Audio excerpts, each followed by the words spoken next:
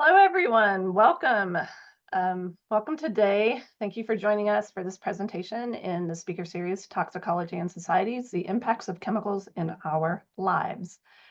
I'm Ruth Sofield, an environmental toxicology and chemistry professor at Western Washington University, and I'm joined by my co-host, Ian Moran, who's a visiting assistant professor at Western Washington University. Hi, Ian.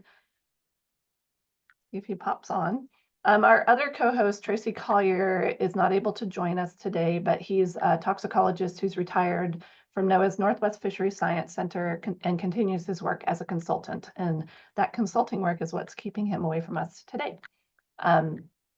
We would like to acknowledge that we at Western Washington University are on the ancestral homelands of the Coast Salish people, who have lived in the Salish Sea Basin throughout the San Juan Islands and the North Cascades watershed from time immemorial.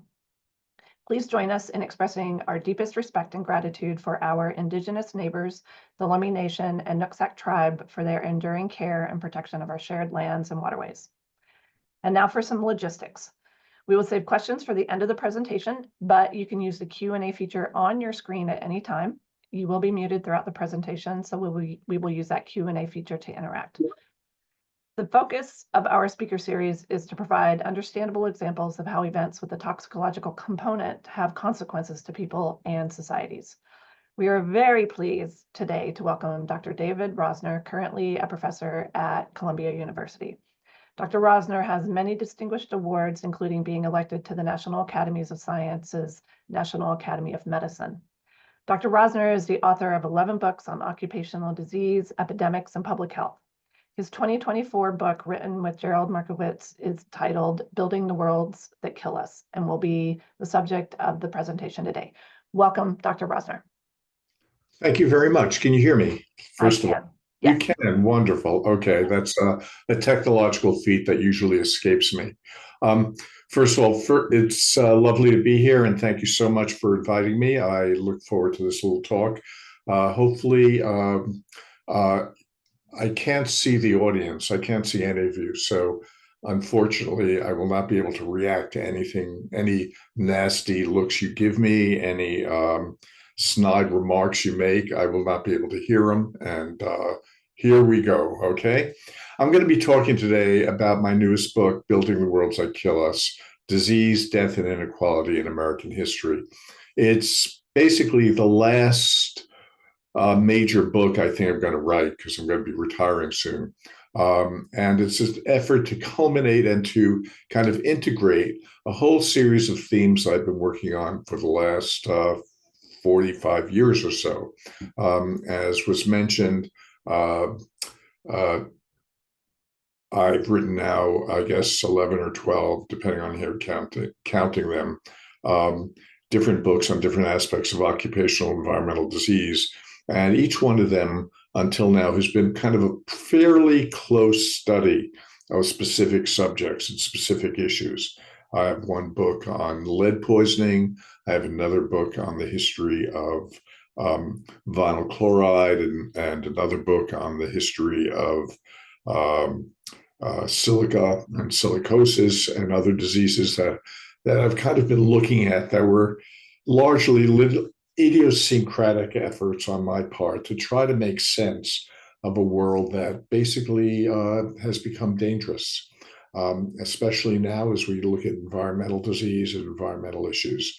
I think we all can understand that in some sense, the products of modern society are often the products that also end up harming us. I tried in this book to really pull all those case studies, but also the issues that I was raising about disease in general, into one book, and to explain not only environmental and occupational health, but health in general as basically a product of the worlds we build. And it's basically a survey right now of American history. It looks at American history through the lens of disease and death, and it looks at American history through the lens of our social actions as a society that has left certain people vulnerable to disease and others less vulnerable. Why is it that some people, we now know, some groups live shorter and unhealthier lives than other groups? And what is it about our culture and our society that has left us in this kind of predicament in which we have accepted the unequal distribution of disease, but also the fact that we knowingly end up harming people and harming different groups? So I'm going to tell you a little bit about the book in a minute. I'd like to go back, though, and tell you a little bit how I got involved in this book and how I got involved in this general topic. One review that just came out said that I've written the general, what was it? How did they put it? It was a play on Albert Einstein's general theory of relativity. But basically, this is an attempt to generalize the kind of topics that I was looking at in my specific case studies of different issues.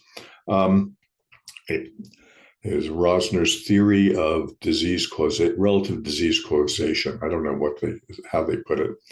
But let me start out a little bit about my own background, because I'm from a very different environment than many of you are. I'm not from Washington. I'm not from a rural area. I'm from, the hard-bitten world of New York City. I grew up here, and it has really shaped my life and shaped my experience. Let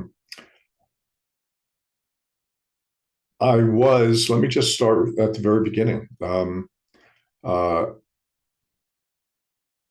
I was a kid who grew up in the projects of New York, okay, went to public school, went to a public college where that, in some sense, really changed my life.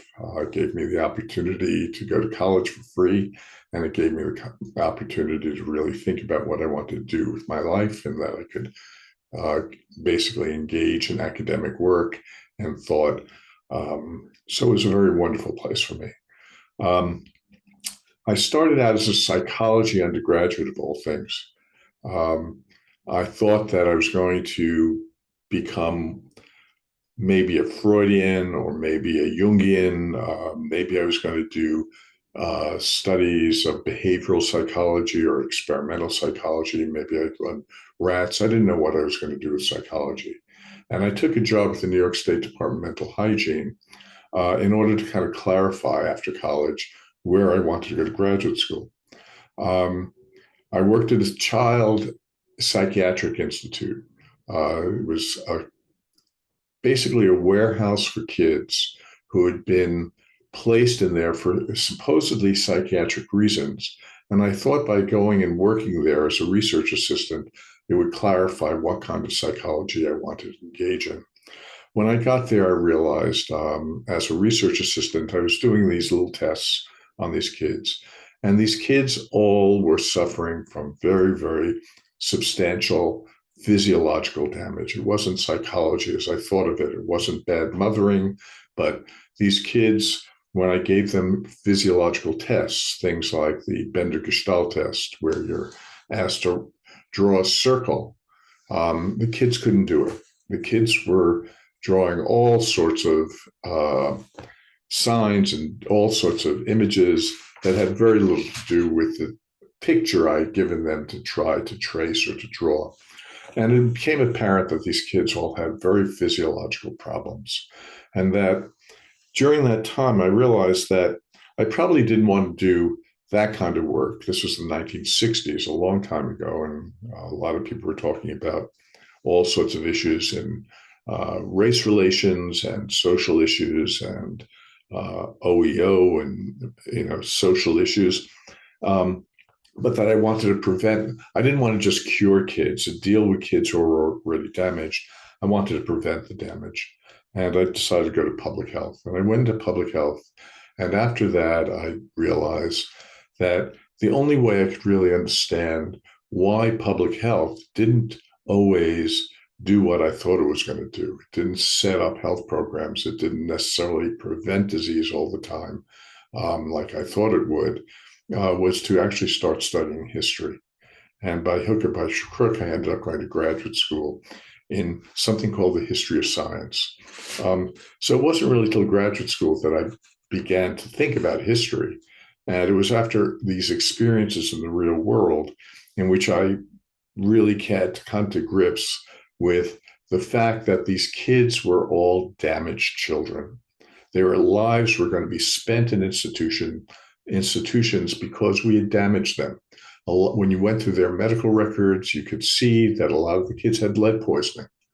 A lot of the kids had nutritional and birthing problems. A lot of the kids had grown up in terrible environments and that they had deficiencies of all kinds. And they had all ended up being defined as psychiatric problems, kids who had behavior disorders and couldn't read, couldn't stay in school and couldn't stay quiet and had ADHD and all sorts of behavioral issues. And they had been warehoused in these institutions. It was then that I really became interested in the environments we built and building the worlds that kill us. This book starts out very generally by trying to trace American history from literally the moment we start, the nation starts as a European colony, right through the present. And how does different diseases and different kinds of conditions that we set up in our social world get reflected in the kinds of diseases that we suffered from at different moments in history. In other words, how did disease become sort of emblematic of the world we created? Why is it that, for example, when you think, if I could see you, I would be able to, talk to you a little more personally, but what is it we think disease is, and why do we think of disease as in the way we do? Many of us, when we think about disease, we think about, we basically think about viruses, germs, and insults to our body from the world around us. I think many of us would think of why do we get sick as basically kind of a happenstance of nature that has nothing to do with the world we created. Why do I get a cold? Why were we subjected to COVID in such large numbers? We think, well, in New York, we would say, darn, I wish I hadn't been on that subway where everybody was coughing. I wish everybody was wearing masks. And why did I touch the pole that obviously had a million germs on it? We think of disease as something that kind of strikes us by chance or because of something we did.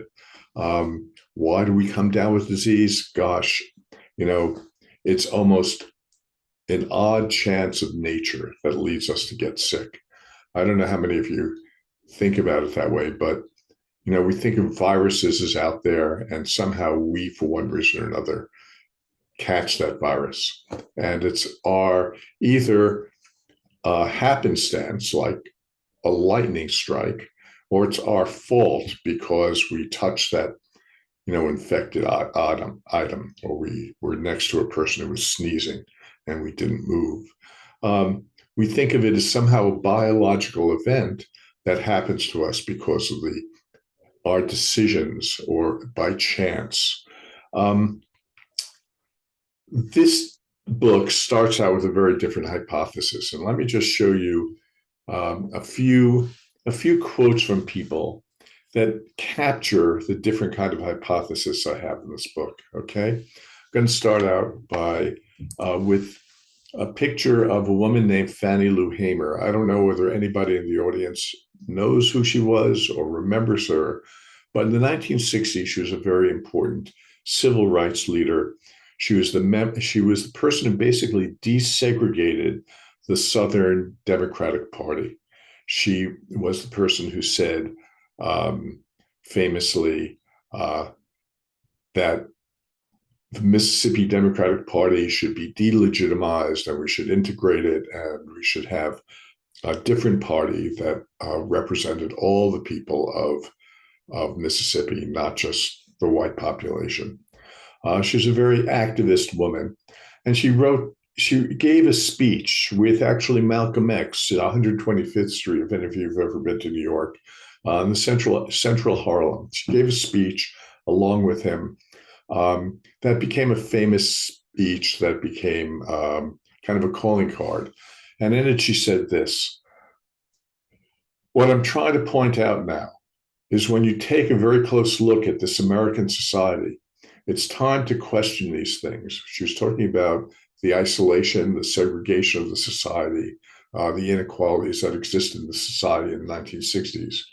And you can always hear this long sob story. It takes time. For 300 years, we've given them time. And I've been sick so long. I've been tired so long. Now I'm sick and tired of being sick and tired. It became a famous phrase. We're sick and tired. She wasn't talking about biological disease as we think of it. She wasn't talking about germs affecting her and making her sick and making her tired. She was talking about the social system that had led to her isolation and to the segregation, to the oppression she had experienced, and that the African American community was experiencing at that time. So she was actually identifying sickness not as a biological event, but as a social symbol, as a metaphor for the larger world she was living in. Sickness was a product of that world. Another little quote, actually a little statement. Some of you may remember, only the older people in this room have a possibility of remembering it, so I apologize. But these are the kinds of things that informed me in 1964. Jack Geiger was a physician who had gone to Mississippi to set up health clinics. And he is, in the sense, if anybody's ever gone to a health center today, he's the reason that health center is there. I don't know. I'd ask you if I could see you. I would ask you how many people have gone to a health center. He's the reason they're there because he pushed very heavily for the establishment of a nationwide system of health centers throughout the nation, funding for them through the government. And when he went to Mississippi to set up his, quote, health center, what he realized is that the people who were coming into his office to get treated for disease were not getting sick because they necessarily had a biological illness. He could see that the reason they were coming in was because they were hungry, because their children were impoverished and they had no formula, that they had impure water that was coming out of the ground that had never been purified. And he realized that his job, just curing disease, was almost a hopeless effort against the tide of time. And what he wanted to do was really prevent the diseases these people were going from. And the only way to do it was essentially to provide them with preventative services that would make sure they had food, they had formula, they had pure water, and that they had a decent place to live. And he began to spend the money he had on his health clinic to write prescriptions for formula for babies, write prescriptions for formula for food, and even used some of that money to dig wells for people who had no access to pure water, who were drinking it out of the local stream. It was kind of but it was an effort to address disease because of the social world that was creating these diseases, not because of the biological disease itself. The biological aspects of the disease was because these diseases were a product of the world that was created, that these people lived in. I'll give you yet another statement. This is from, some of you may know who Studs Terkel was. He wrote a very famous book in the 1960s, and he was a very big spokesman for working class culture, living out of Chicago. And he wrote this. He wrote a book called Working, and what working was about, and what was the industrial environment about that people were working in. And he made this statement in the book. He begins it by saying, "This book, being about work, is by its very nature about violence, to the spirit as well as to the body. It is about ulcers as well as accidents, about shouting matches as well as fistfights, about nervous breakdowns as well as kicking the dog around. It is above all, or beneath all, about daily humiliations. To survive the day is triumph enough for the walking wounded among the great many of us."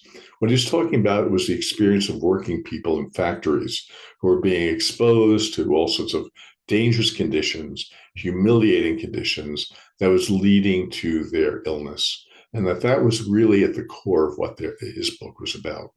Again, it was rooting the experience of the nervous breakdown, of the accident, as well as the later on the book about industrial exposures.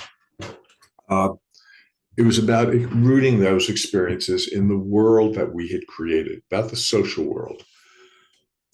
One last quote, because this gets a little bit more to what we think of normally as the biology of disease, when we think of disease as a biological issue rather than as a social issue. This is from Rene DeBose, that some of you may know, was a very famous epidemiologist. He was the person who tracked tuberculosis. He was very important in the treatment of not only the treatment, but also the elimination of tuberculosis in American society. Until the 1940s, really, tuberculosis was still a major disease that killed many, many people. It wasn't necessarily by then. In the 19th century, it was certainly the major reason for death among Americans. By the 1950s, it had subsided somewhat. And his analysis was also very much a social analysis. He said, taking advantage of changing circumstances, ranging from, quote, unhappy love affairs to, quote, life in a concentration camp, might weaken the host, serving as the key determinants of disease and death from infection.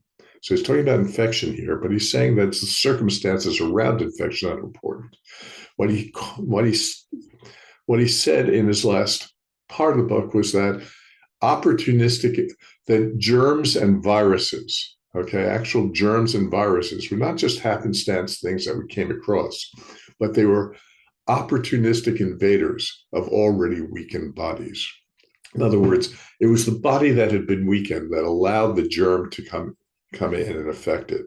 It was the poverty. He was talking about poverty. He was talking about malnutrition. He was talking about a whole range of social issues that had led to the body being actually vulnerable to the virus, that they were opportunistic invaders. I thought this is a very elegant phrase that really spoke to the kinds of issues that Fannie Lou Hamer was talking about, and Jack Geiger was talking about, and Rene DeBose was talking about. Not Rene, and Studs Terkel was talking about. He summarized it in a medical textbook with the phrase opportunistic invaders of already weakened bodies. That we had weakened these bodies, and the germs had an opportunity to go and change them.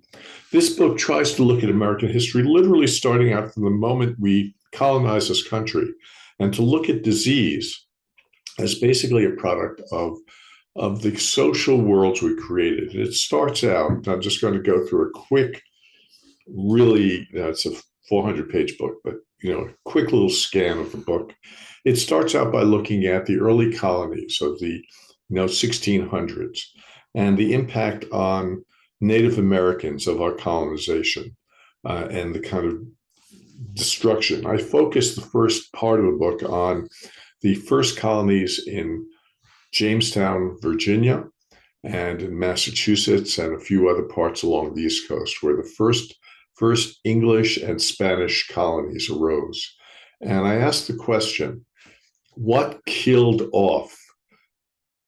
If any of you have ever been east, you'll know that we have vast tracts and areas of our country, of our East Coast, that are named after people who no longer live there, that are now dead and extinct. Massachusetts itself was named after the Massachusetts tribe. Our cities, the Quabbin reservoirs, all the towns of New England, if they're not named after English towns, they're literally named after Indian tribes or Indian groups or names of populations that are long, long gone. And the question is, what happened to them? And one way we've always explained it somewhat reassuringly, I think, to ourselves, is that it was really unfortunate circumstance of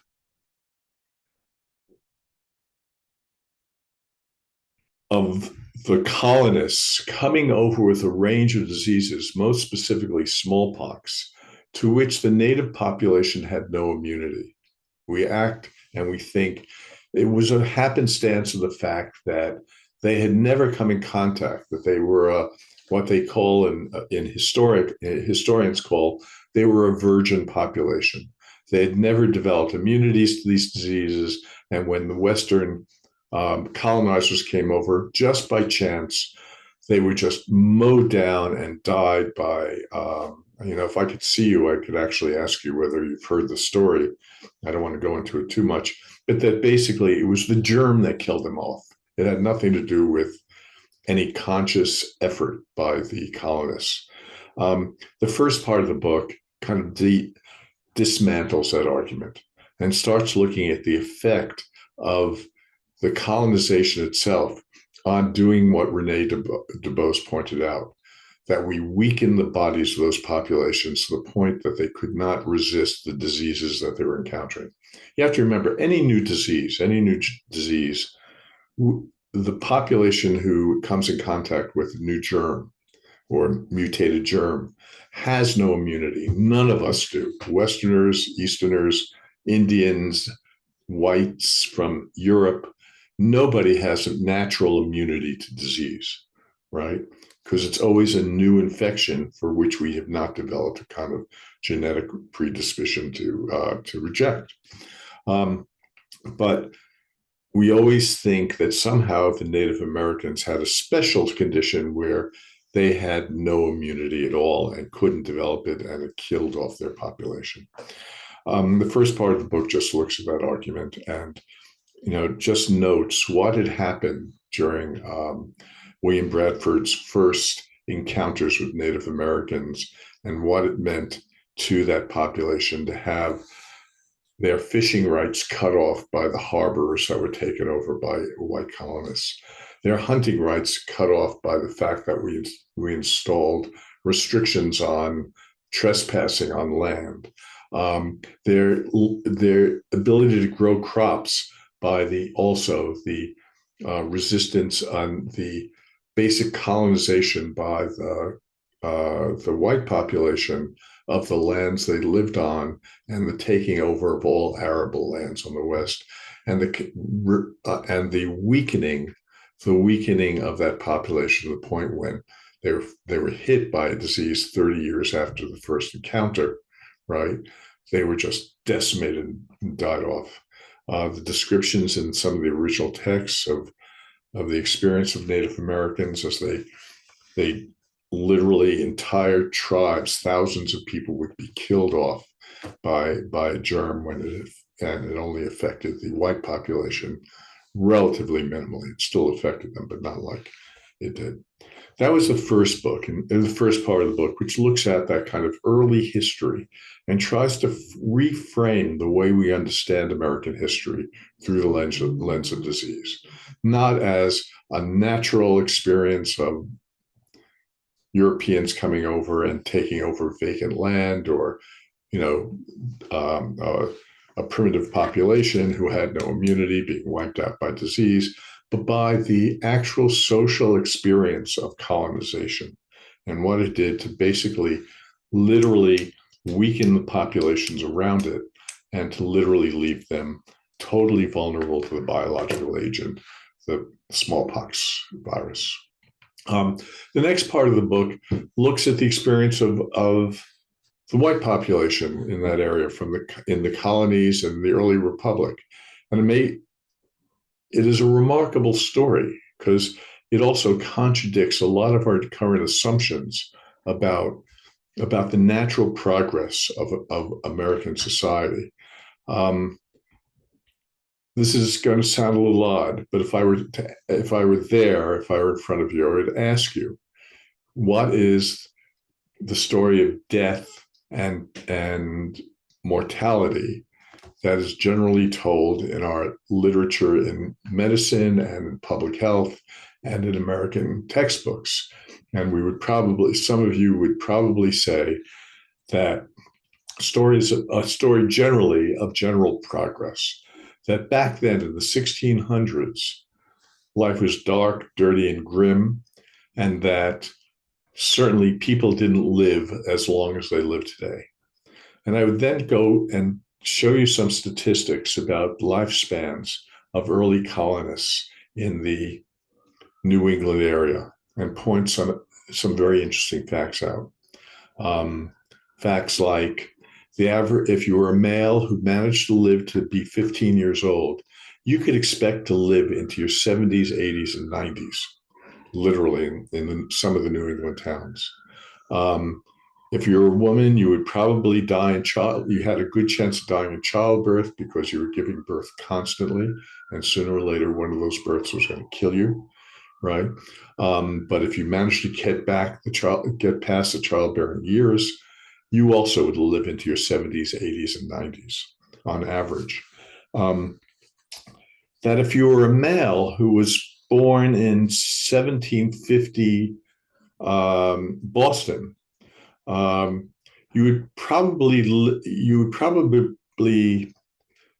be about 3 inches taller than a male who was born in 1850s Boston, a century later. That you actually would have lived a longer and healthier life than your compatriots who were living through the 19th century. That actually lifespan is a very different kind of experience and is very determined by the environment. On the other hand, if you were living in Jamestown in the South, in Virginia, just a few hundred miles to the south, your lifespan would be, in the United States, be cut amazingly short. The early stories of boats that came over with settlers in 1608, and they envisioned, and they came to a part of the world in which the topsoil was about 8 inches deep, and the growing season lasted from April through October, and animals were plentiful, where sturgeon were so I don't know how, whether you ever have sturgeon out in the West, but New York sturgeon now goes for like $20 or $25 for a quarter of a pound of sturgeon, where the sturgeon were so plentiful that the indentured servants who came over with first settlers, refused to eat them anymore because they were so plentiful and they were so sick of them that they just put it in their contracts that they would not be served sturgeon more than once a week. It was kind of a hilarious, different world. And yet, every year, when the boats delivered supplies to the people in the Potomac and in Jamestown, and then went back, and then came back the next year, what they would find, not a thriving community, not a community that was relishing the deep topsoil, who were living a good life, who had written back to their relatives saying, "This is amazing. It's so different than England, which is dark and dreary and cold, where we have no land. Here we have tremendous amounts of land." They would come back the next year and they would find a decimated people who are literally starving to death in this land of plenty. I mean, some of the early letters that went back to England about what they found in Virginia is just, they're extraordinarily positive letters. They talk about the animals that have no fear of you, that wander through the camps, the sturgeon that are flowing out of the river, the topsoil that can grow anything if you stuck something in it. And yet, year after year after year, they died off in this environment. And it wasn't from infections, it wasn't from mosquitoes. It was because of the fact that they never set up an effective social system that began to grow their own food. They had become dependent on a native population that was so generous to them that in the early years they provided them with food virtually for free, right? But that they decided they were going to try to convert to Christianity, and then the native population abandoned them, and they had never established an agricultural system for the sustenance of their population. The agricultural system they developed was an agricultural system built around the one thing that they thought was really going to make them rich, powerful, and give them the opportunity to go back to England as lords and ladies of the manor: tobacco. They grew tobacco, which is not very, very nutritious. And they died off one after another, huge death rates. It's a wonderful book by Edmund Morgan called Living with Death. And it's a story of the experience of the early colonists in Virginia. So here you had two societies, one in New England, which you would expect to be a really struggling society, a society that was trying to establish, a way of living that if you've ever been to New England, you will know it's a rocky, hilly, sandy area of the world. It's absolutely not amenable to having a burgeoning agricultural system. Its growing season is very short. It's north. So its growing season is basically from about now, about early May, where you would do planting, to late August, when you start seeing the first frost. It was a short little season when you could grow food. It was a hilly, sandy area where anything could knock off the local plants that you were planting. And yet it thrived, okay? Thrived partly at the expense of the native population that was wiped out. So the book tries to really kind of throw a lot of our assumptions about what American history is on its head by saying it's not necessarily the story of inevitable progress of a hardworking people that conquered the country and took a virgin country with no other living people there, no other communities, and basically created a thriving social system that would forever increase in power and in wealth and in health. The book then goes on into the 19th century, and this is literally, I'm skipping over.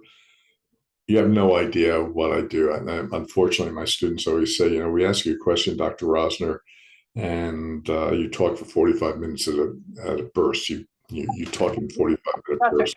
That's funny. Just the time check, we have probably about 10 minutes. Are you kidding? Oh my God. I just started. Okay. But that model, okay, the model that I'm laying out here is really the model I follow through in the rest of the book. Let me just show you some images, okay? This is the world of the 19th century in which disease stops being starvation and infectious diseases necessarily rooted in kind of exposures to the world of immigrants and social suffering in the city. Oh my God, I'm sorry. This is a problem. Thank you very much. I apologize, Ruth. This is a story of anti-immigrant feeling, of subjecting immigrants to a world of filth and of bad housing, at a time when we're discovering the microbe. We're discovering the diseases of the microbe. This is Koch and Pasteur and others who are making these biological discoveries. And if you could see here just quickly, these are the people who are depicted as being victims of disease. And if you look closely, you'll understand these are pictures of an immigrant Irish community. And it's the subtitle of the slide is "The Home of the Microbes." You're not sure whether they're talking about the microbes that are lying in the filth of the area, or we're talking about the people themselves. So a lot of anti-immigrant feeling that ended up leaving these people vulnerable to disease and leaving them to be abandoned by the environments around them. This is another one of these things from the late 19th century when we're industrializing the East. We're building these huge cities. New York goes from a town of 40,000 in 1800 to a city of 4.5 million by 1900. And here's another if you look on the left, the cholera that just begins to plague New York, all the infectious diseases that are wiping people out. And one of them is called one of New York's microbes on the left. And the other one is another attack basically on the Jewish and the Irish immigrants, who are also seen as the cause of the cholera. This is just a brief description of the horrible conditions of a laborer in the 19th century and what they had to live through. This is a picture of how we built the cities. There was one person who died for every floor of New York City that was built between around 1880 and 1910. I mean, think about that. For every floor in the city, and for those of you who've been to New York, you'll know it's a city of towers, of tall buildings. If you have a 14-story apartment building, you could expect that 14 people will have died building it. And that's for every building in the city. This is just how bad our regulation was and how we were willing to let people literally fall off of buildings to die. I won't go through the whole thing. Our streets. This is the streets in which poor people lived. If you remember one thing from this talk, you'll learn that you probably know it out there in the West, but every horse gives off about 25 pounds of manure a day. And the way you got around New York City and these urban areas all along the East Coast and into the Midwest and into Chicago was by horse. There were about 250,000 horses in New York, each of which was depositing around 25 pounds of manure a day. Anybody has a calculator, you can figure out in a city without a sanitation department how much sewage ended up. The reason why we have, you can't see it, but the reason we have stoops in New York was because you entered your house in many areas on the second floor to get away from the muck that would accumulate during the year. This is, well, I can't show it. I won't show it. Again, this is the kind of propaganda. By the 19th century, we had destroyed our environment. We had destroyed our world. And we were basically creating the conditions in which the weakened bodies would get sick from polluted milk and from people who were exploiting them. This is, an obvious image of a child who's going to be served what's called swill milk, which was basically impure milk that they would get terrible diarrheal diseases. Just go through a few more of these. In the late 19th century and early 20th century, start seeing the creation of industrial disease. These are images of people who were developing diseases like silicosis and asbestosis and other kinds of diseases of modern industrial life. These are just images of their gravestones, where they used to carve their own gravestones as they died from these terrible lung conditions. Here's another one. This was a picture of that I used at the cover of one of my books of a wife with her dying husband, dying of silicosis. So we had created a new world, a new industrial world that was creating new kinds of diseases. I began to become very involved in lawsuits because my books all hit on diseases that were still very much popular at that time, in the 1990s and early 1900s. And this is just an article about what I went through as a number of chemical companies got really pissed at me and began to harass me for having testified in court on behalf of workers and communities that were being polluted by industrial products. So this is just, an example of what you do. Here's another image of the buildings that were crumbling, that were killing people. Here's somebody, you can see in the background, somebody actually dying after falling out of a building. It reminds me of the World Trade Center. While, the rich capitalists and the construction company get rich off of this death. This is an image, and I'll stop very, very soon. I'm sorry very much, Ruth. Image of a community that was destroyed by a chemical company. One of our books was about vinyl and the plastics industry and the chemical industry in the South, and an area of the South that was called Cancer Alley, Louisiana, the Mississippi River between Baton Rouge and New Orleans. And we went down there. And this is a picture that we took of a community that was once there. We found it on an old map, but was now nothing more than a graveyard surrounded by a chemical industry that had taken over the area and basically killed off the population. This is just a picture of how we propagandized and began selling death. This is a picture that was used, this booklet that was used to promote the use of white lead paint in children's furniture. And it was a book published by the Dutch Boy Company. Some of you may remember them. This famous Dutch boy, "Let of mine, can make this playroom fairly shine. Let's start our painting right away. You'll find the work is only play." And it's a story of how the Dutch boy convinces the mother and the kids that Dutch boy paint is lead paint is a wonderful thing for them. And it does result in later on in ultimately killing these kids. This is what happened, and I'll just stop after this.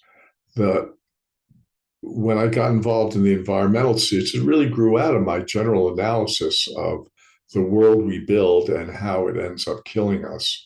And I ended up being called into lawsuits. And this is just a series of images from a major lawsuit that really became the basis for a whole series of environmental suits, including in Seattle, Washington, in your state, and in Spokane, lawsuits against the chemical and the paint industry for the conditions they had created by basically selling their deadly product, in this case PCBs and lead, to the cities that ended up creating major epidemics for children and for the community and for your salmon industry. This again is another propaganda piece that I kind of like, is just how you sell rayon and plastics to people. This is a person's leg.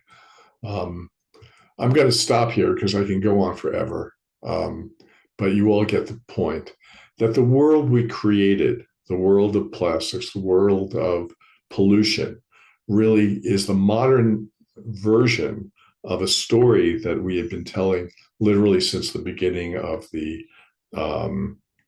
organization of the society, literally the beginning of American history, which was the exploitation of those communities, the destruction of those communities, and the resulting vulnerability of our population to disease. Diseases of different kinds. Infectious diseases in the 19th century, occupational diseases in the early 20th century, and now environmental diseases that we're facing because of the unrestrained activities of our society to exploit our good natures.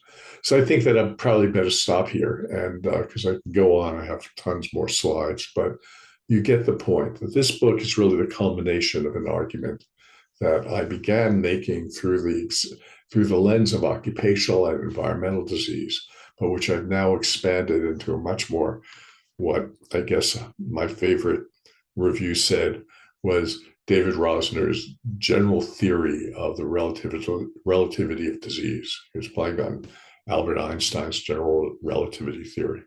But in any case, so I'm going to stop here, and I'd love to talk about some talk. Have I really gone on for 40 minutes? We're 10 more minutes left, and so we have 10 minutes for questions. Okay, so We're I'm going to. 11:50. I have no idea how that happened because I'm sorry. I think you're passionate and you love what you do, and I think what it does for us is it leaves, it's a little thread. Now I want to go and learn more from the book. I want to see the next part and hear more. But I'm super curious that it is so interesting to learn and hear about what happens when somebody like you is you're being called into testimony and you're being I guess maybe attacked, and I don't know, maybe could you talk about that a little bit more? What was Sure, my favorite. So I'm deeply involved in Washington State. I mean, one of the reasons why I was interested in talking with you, because you're in the western part of the state, but there are huge environmental lawsuits going on in the western part of your state. I'm sorry, you're in the eastern. In the western part. We're in the western part. You're in the western part. Yeah. You're closer to Seattle. Oh, are you near Seattle? Oh, so maybe you've heard about these lawsuits about PCBs and Monsanto. Have you been hearing about them? I have. You have, okay. Well, I've been deeply involved in it. I've now testified a number of times. I was out in Seattle last week for 5 days on the stand. Um, I'm not beloved by Monsanto. I'll put it that way. Um, we have what were once little oddity suits, lawsuits, in which a plaintiff came in and complained about some difficulty that they ascribed to some experience with ballast that had been seeping PCBs into schoolrooms and into the air that people were breathing in these schools, and which were generally lost because it's so hard to prove environmental disease with an individual, have turned into very, very huge suits in which um, entire communities are really suing Monsanto for having created environmental hazards, which, due to, in the cases I've been involved in mostly, leaking ballast in schools. Any school that was built before 1978 um, contained in their fluorescent lights ballast that contained PCBs that are now leaking down into the air and broken air into the air that people are breathing in these schools. And they're developing all sorts of bizarre symptoms. And until now, it was always a question, does this person really have a disease? And if they do, is it due to the fact that they were exposed to PCBs? Now, a whole series of epidemiologists and industrial chemists have shown a very clear relationship between a whole set of symptoms and in one school, which compared with that has a PCB problem with other schools that don't. And they've done very elegant epidemiological tests. And then the other thing that came into these suits that began to change the verdicts of juries that used to come out very confused by competing epidemiologists who came out with all sorts of and doctors, some of whom denied the existence of disease, and others who said, no, this is real. And the juries were left wondering, was basically the history that I and my colleague Gerald Markowitz have been involved in. We won for the state $857 million from Monsanto about 2 years ago. Other suits are going into the hundreds of millions of dollars, demanding that Monsanto take responsibility for what it's done to individuals and also to the state, because your rivers and coming out of Seattle and are polluted with PCBs, and therefore your salmon are polluted. And this has caused some real heartache among part of your industry. And so the cleanups are immensely expensive, and the state has gathered money. Oregon settled for, I don't know, something close to $1 billion with Monsanto to get money to clean up its environment, part of its environment. Suits in San Diego, in Los Angeles, in San Francisco have all gone forward. And I don't want to take credit for it, but it's a combination of the new epidemiology that's done, as well as the fact that juries now learning about the history of Monsanto and what it's done, how Yeah. it knowingly subjected us to terrible exposures that have, that we've documented in our history. I was on the stand for 6 days last week. I've been on the stand for up to 7 days in various suits. Yeah, it's super interesting to me to think about, because I hadn't thought about this before, but the role of a historian in these suits. I mean, so that's a kind of shift Yeah, for me to think about. it's very But it new. makes And sense. yeah, it's only by happenstance that I happen to be studying this industry that I was asked if I just present the history. And it really did. I think it really did change the way juries saw Monsanto and saw this, not just Uh, a chance event of somebody getting exposed to something, but as the product of a systematic history in which this industry and this company had denied its responsibility, and it hid information and actually presented phony science, literally phony science. I have an article. I would love it if you distributed it. It's called, yeah. shame to put its name on it. It's in the American Journal of Public Health, about, I guess, about 7 months ago, 6 months ago, that's made a little bit of a hit, especially in the courtroom, because it details what Monsanto did to basically fool us and to lie to us about the dangers they understood were involved with PCBs and it's the furans that were involved in it. So I'm sorry, I didn't get to talk a lot about environmental stuff because I got caught up with the Native American population. But the general story is the same story. And what you're dealing with in environmental science is basically the same story we're all dealing with in American history in general. So I'm sorry for going on like that. I think we have time for one more question. We have about 3 minutes. We have two, I guess we have two. And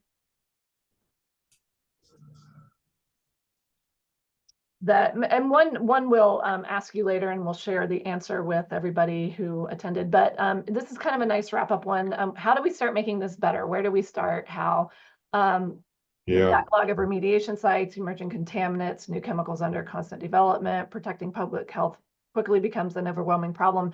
And then I think as you your whole presentation is about, we keep repeating the same thing. It's just a different way of doing it now. That's what I'm taking from this. And so well, interesting. But what do we do? I mean, especially now, given the fact that we have a central government that's trying to dismantle regulation, trying to basically stop any kind of lawsuits. It's really hard right now.